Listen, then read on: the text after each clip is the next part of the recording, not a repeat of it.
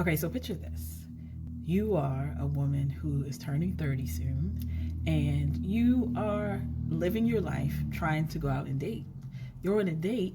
The problem is that you have a three-strike rule. This man has surpassed the three strikes, but there's something about him that reminds you of your ex, and your ex was not a good person. He was abusive. So your body and your mind are fighting to get up and leave, but you stay, right? You stay at the date.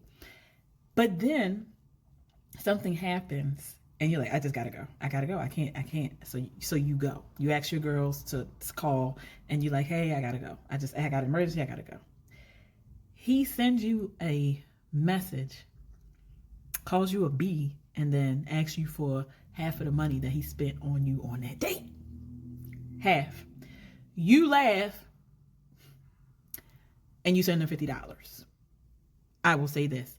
He wouldn't have got shit from me, but I get it. Independent women, you don't want to have to be like, this man says I owe him something. I get it, because people be crazy. So you go home, and while you are going home, you're in your building, this other man comes and he sees you, right? And he's watching you, and he's like enthralled by your beauty. So you're reading because you are a reader, a lover of romance books. And so, you're like, I'm just walking, I'm going to the elevator. He's trying to get your attention. But not only is he trying to get your attention, he's trying to earn it. Those are his words. I was trying to earn your attention. He does that, and he realized, again, like how beautiful you are. So now his idea is trying to figure out how to make sure that he connects with you again, because he is, again, enthralled by your beauty, and he's like, I got to get to know you. So here's the thing. You are a person who does not leave your house.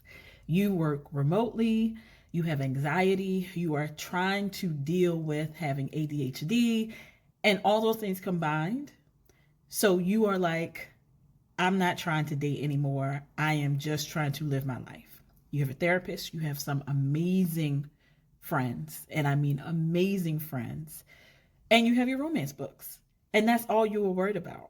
But your therapist gives you something. She gives you a word, and she's like, I need you to go out at least one day a week, and I need you to work somewhere that is not your house. Now you are like, do I really? She's like, yes. Immersion therapy. Go outside your house, go work for an hour or two, whatever, and then just come back. So you decide to do it because you're like, I really want to make sure that I am focused on getting better. So you do it. Guess who shows up because you're at the coffee shop near your house? He does. He is like, be cool, be cool, be cool. Let me order something that we can share. Let me just go to her table. And what is amazing is that this starts this weekly meetup between you two, where you get to learn each other and you get to understand who you are to each other. This book for me was so good because it made me think of myself. It made me, and any of the books that I've read in I don't even know how long, this book really made me feel like I was seen. This person who is neurodivergent, or neural spicy, as I like to say, she loves romance books, even has a book club for this. By the way, I decided to do a book club in my city, and I put up something on Threads and was like, hey, anybody want to do a book club in my area? I got 11 people to sign up. Your girl is doing it. But I digress. But I loved it because I felt like I saw this woman. Like, this woman could be me. She gets on dating apps. She's been on a lot of dates, but she's not finding anything that makes sense for her. But she's still doing it. She has her therapist. She has some amazing friends who are her ride or die. And what I also loved is that this man was very intentional with getting to know her.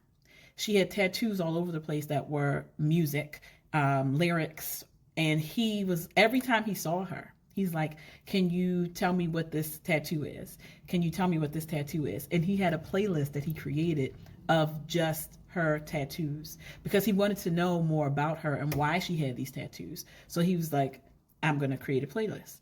And it was such a beautiful experience to see how their love blossomed and grew from the initial meeting where he was like, I wanted to earn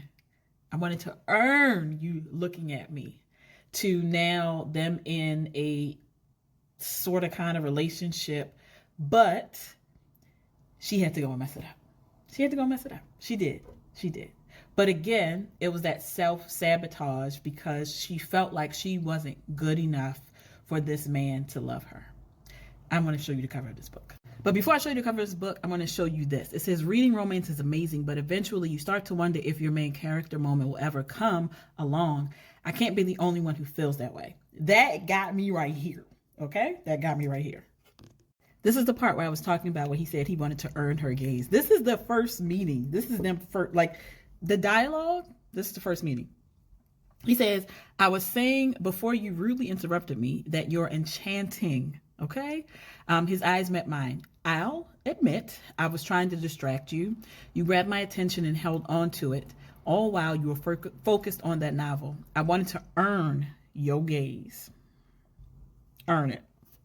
And then this is her having this inner dialogue with herself, because she realized that this man loved her because he said it, and I don't want to give it away, but anyway, this is her inner dialogue. I think back on the woman I was 3 summers ago to now, and I don't even recognize her. I was a prisoner of the storm, desperate for solace.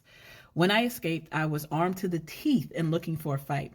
A woman weathered, alarmed, and full of rage. Gray and I, that's the main character, we are the balance of opposites. He is a rush of calm after the storm, a place of refuge.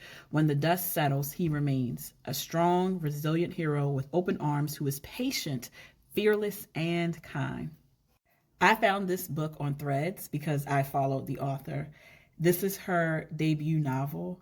I cannot wait to see what she comes with next, because I really enjoyed this story, thoroughly enjoyed this story, because I, as I said, saw myself and other women who I know who are in the same boat, who love romance stories, who want to be not wined and dined, but want to feel like this person, this other person sees me for who I really am and is curious and wants to be in my presence and understands that they want to add to what I have and not just take away or not be in a partnership. This was so good. And also there was a part in here about him and Gray, who's the main character, and how he navigated this space of learning what love is and learning when he went through the things that he went through, how he was forcing other people away. And because she was such she had such a pivotal role in what his life was going to be, he wanted to be better for her. So he decided to step up to the plate and do some things to work on his own self because he saw her do it, which then translated into how he dealt with his friends and how he dealt with his family and the things that they were going through. This was a really good book. So it is on Kindle Unlimited. It is out. Hopefully I can tag the author, but definitely, this is it. I've been reading some good ass books, and these authors are just, please keep them coming. Please keep them coming. And I'll be waiting for my Gray, because Gray was like top tier book boyfriend material for sure.